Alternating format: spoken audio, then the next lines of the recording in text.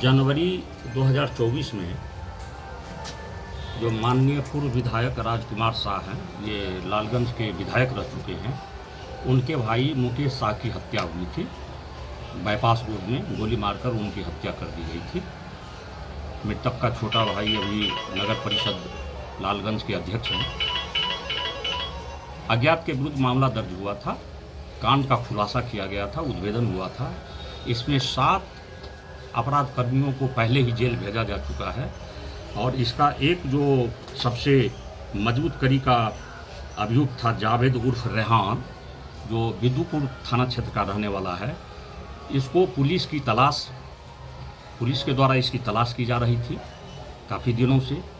इनके विरुद्ध वैशाली जिला, सारण जिला और चंपारण में हत्या, लूट, रंगदारी और शस्त्र अधिनियम के कई कांड इनके विरुद्ध दर्ज हुआ है और तीनों जिला की पुलिस के द्वारा इसकी गिरफ्तारी का प्रयास किया जा रहा था। आज जो है वैशाली एसटीएफ टीम और लालगंज थाना पुलिस को गुप्त सूचना मिली और उस गुप्त सूचना के आधार पर इसको रेपुरा से गिरफ्तार किया गया है और इसको न्यायिक हिरासत भेजा जा रहा है। सर, इस हत्या के पीछे कारण अभी तक क्लियर हुआ है कि हत्या का कारण क्या था? देखिए, जो अनुसंधान अब तक हुआ है उस अनुसंधान में स्पष्ट है कि जो इस गैंग का जो अपराध कर्मी सब है उसको इससे कोई आपसी विवाद था और उसी आपसी विवाद को लेकर के मुकेश शाह की हत्या की गई थी। क्योंकि बड़ा मामला था, अभी तक ये खुलासा नहीं हुआ कि विवाद क्या था, किस कारण से था। इस पर अभी तक कोई बात सामने आई है कि नहीं? रोशन उर्फ जो तात्या था उसका मुख्य विवाद उसी से था, मुकेश शाह की, और ये और जो क्रिमिनल सब है उसके सहयोग से रोशन तात्या के द्वारा इसकी हत्या करवाई गई थी। आपसी विवाद का मामला था। इससे पहले एक राकेश पासवान हत्याकांड भी हुई थी, कई बार उससे भी जोड़ के देखा जा रहा था इस पूरे मामले को।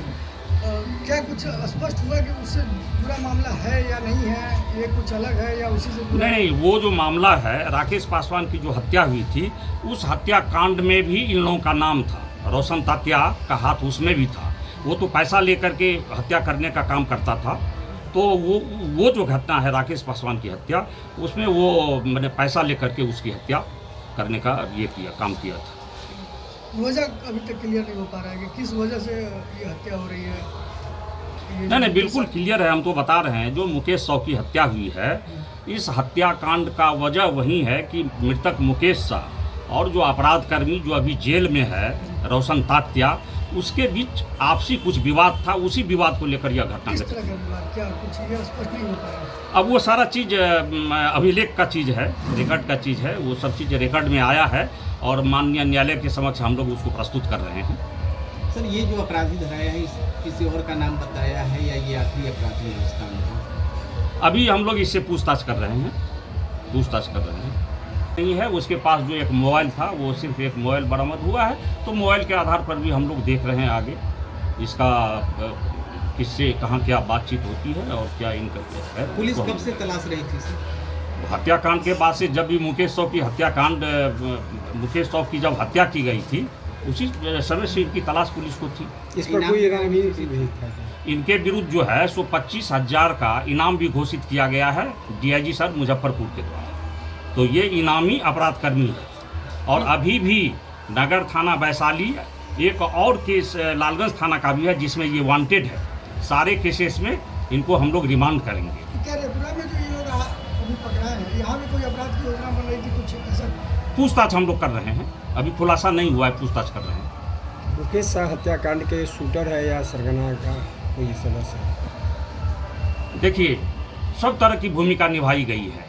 पहले तो उसकी जो हत्या हुई है उसका प्लानिंग किया गया, प्लानिंग करने के बाद जो है सो आर्म्स की व्यवस्था की गई है, तो सारे लोग घटनास्थल पर उपस्थित होकर के आकर के उसकी हत्या किए थे।